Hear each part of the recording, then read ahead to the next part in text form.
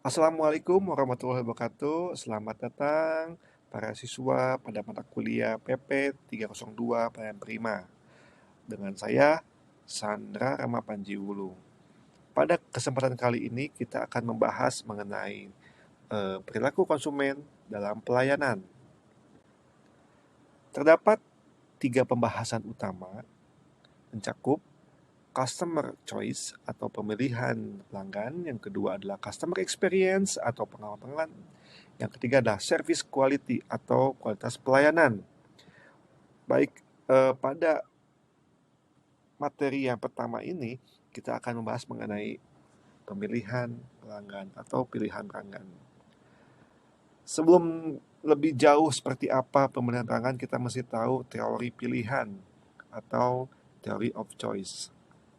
Di sini dijelaskan bahwa hubungan timbal balik antara preferensi atau pilihan dan berbagai kendala yang menyebabkan seseorang menentukan pilihannya.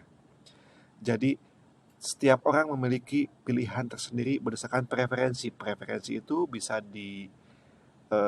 didukung dengan beberapa faktor seperti usia, seperti daerah asal dia tinggal, seperti gaya hidup, hingga kepada seperti apa perilaku si pelanggan itu sendiri. Baik, ini utilitas, di mana preferensi ini kita atau pelanggan akan memilih utilitas yang tepat sesuai dengan kebutuhannya. Bisa dilihat di sini bahwa utilitas merupakan kesenangan, kepuasan, atau pemenuhan kebutuhan yang diperoleh seorang dari aktivitas ekonominya. Lebih lanjut, utilitas dideskripsikan sebagai beberapa tingkat kepuasan yang didapatkan oleh konsumen dari mengkonsumsi barang dan jasa. Ada hal menarik di sini, barang dan jasa ini disebut sebagai produk. Jadi produk terdiri dari barang dan jasa. Secara langsung, utilitas adalah produk yang didapatkan oleh si pelanggan dengan diukur melalui tingkat kepuasan. Sebagian besar konsumen menghabiskan uangnya untuk memuaskan kebutuhannya. Kepuasan konsumen dalam kajian ekonomi makro dikenal dengan istilah utility. Jadi, sebagian besar manusia dunia ini menghabiskan uangnya untuk kebutuhan sehari-hari, yaitu untuk memuaskan kebutuhannya. Dan kebutuhan tersebut seperti kebutuhan rumah tangga, kebutuhan liburan bahkan, itu bisa menjadi utilitas di sini. Jadi, baik lagi, produk sebagai utilitas. Ada barang, ada jasa. Selanjutnya kita akan beranjak kepada perilaku konsumen. Di sini perilaku konsumen timbul akibat adanya kendala, keterbatasan, atau pendapat, dan adanya keinginan untuk mengkonsumsi produk dengan tujuan untuk mendapatkan kepuasan. Lebih lanjut, teori perilaku konsumen merupakan kajian yang mempelajari perilaku konsumen dalam menentukan alokasi sumber daya ekonominya. Sehingga kita bisa menentukan apa yang tepat, utilitas apa yang tepat bagi konsumen sesuai dengan perilaku yang yang dimiliki oleh konsumen tersebut. Baik, selanjutnya adalah terdapat dua perspektif, baik itu rasional maupun irasional terkait dengan perilaku konsumen. Yang rasional itu ada 4 faktor yang mempengaruhi. Yang pertama adalah konsumen memilih produk berdasarkan kebutuhan.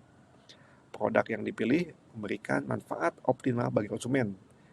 Konsumen memilih produk kualitas yang baik, dan konsumen memilih produk yang harganya sesuai kemampuan. Jadi, secara rasional, secara logika ya, konsumen akan memilih produk yang berdasarkan kemampuan daya beli dia. Contohnya, jika konsumen hanya memiliki dan hanya bisa untuk membeli produk jasa dari hotel, maka dia disesuaikan dengan budget dari kemampuan dia. Contohnya, dia tidak bisa membeli yang bintang 5, hanya bisa bintang 3. Nah, maka sesuaikan, jangan memaksakan. Tapi di sisi lain, di sini ada perspektif irasional yang terdiri dari 3 faktor. Pertama adalah konsumen sangat cepat tertarik dengan iklan dan promosi. Konsumen memilih barang-barang yang bermerek. Konsumen memilih barang bukan berdasarkan kebutuhan, tetapi keinginan atau bisa dibilang dengan lifestyle atau prestis.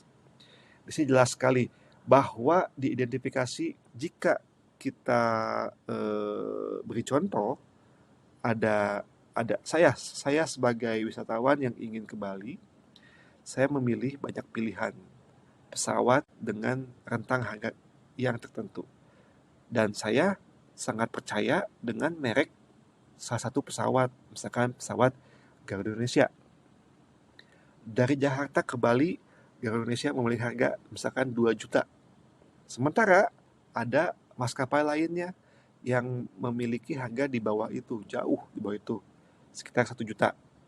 Tetapi karena saya ingin sesuatu barang yang bermerek ataupun produk bermerek dan prestis, maka saya akan membeli Garuda. Secara rasional Garuda itu mahal, tapi secara irasional itu Garuda merupakan pilihan yang tepat. Baik, selanjutnya di sini ada customer experience. Customer experience diidentifikasikan berdasarkan pengalaman pelanggan yang mengacu pada respon interpersonal dan interpretasi terhadap rangsangan eksternal. Di sini ada satu pertanyaan. Bagaimana tanggapan Anda terhadap produk kami? Itu yang harus diberikan oleh penyedia jasa kepada pelanggannya untuk mendapatkan seperti apa pengalaman pelanggan selama menggunakan produknya. Pelanggan konsumen merupakan hasil kognitif dan afektif dari pemaparan konsumen terhadap produk yang telah diterimanya. Slide selanjutnya adalah customer experience. Di sini kualitas dan harga dapat diukur melalui 5W 1H. 5W 1H adalah what, where, when, who, why, dan how. Itu bisa menjadi indikator untuk mengetahui pengalaman pelanggan terkait dengan kualitas, kuantitas, dan harga. Seperti mengapa banyak sekali kuantitasnya, mengapa kualitasnya bagus, bagaimana harga tersebut diimplementasikan, dan lain-lain. Baik, selanjutnya kita masuk kepada quotes yang saya suka di sini. The real tourism product is experience. Karena secara utilities, tourism is not barang atau fisik ya, tapi dia adalah dalam bentuk intangible. Contohnya tadi, saya liburan ke Bali dengan bayar sekitar sekian juta ya. Apa yang saya dapatkan kan? Apa yang saya dapatkan? Yang saya dapatkan adalah pengalaman, bukan dalam bentuk barang. Makanya the real tourism product is experience. Baik, selanjutnya di sini ada 3 konsep inti pengalaman pelanggan: touchpoint, empathy, dan engagement. Touchpoint di sini diartikan sebagai suatu titik di mana kita bersentuhan, baik itu langsung maupun tidak langsung dengan pihak pemberi jasa atau penyedia jasa. Baik itu bisa dalam bentuk customer call maupun secara offline di pameran, seperti itu.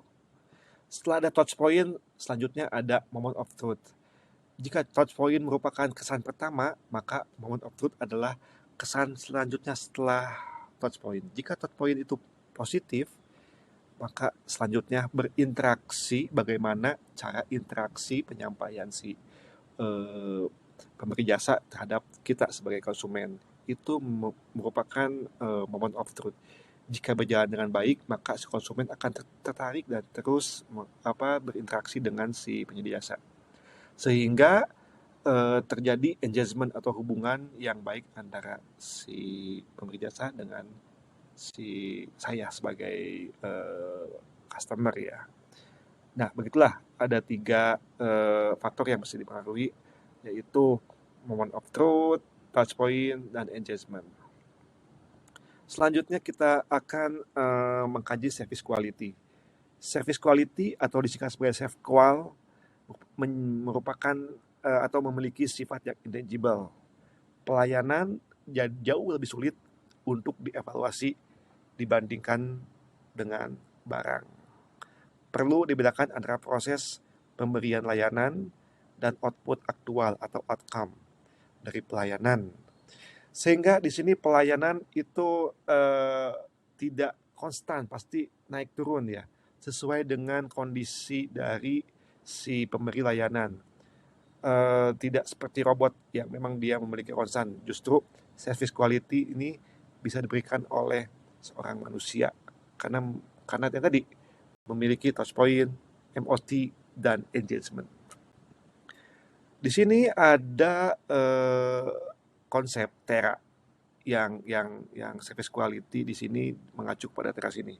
Tangibles, empathy, reliability, responsiveness, dan assurance. Kita lihat satu. Nah, seperti ini contohnya, agak sedikit sulit untuk membaca, maka kita sedikit di zoom. Baik, tangibles di sini secara definisi adalah appearance of physical facilities, equipment, personal, and communication materials. Jadi secara fisik dapat terlihat dan diraba. Selanjutnya, reliability merupakan ability to perform the promised service dependent and accuracy. Jadi kredibilitas dia dipertanggungjawabkan di sini.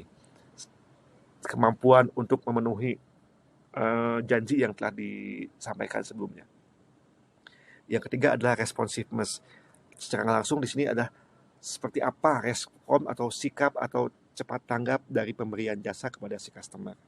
Selanjutnya ada credibility, security, competence, dan courtesy itu merupakan bagian dari assurance. Nah, di sini ada trustworthiness, ada kebebasan dari menghindari bahaya, sampai kepada keramah tamahan. Baik, terima kasih. Materi hari ini cukup sekian. Sampai ketemu di materi selanjutnya. Suksma, terima kasih.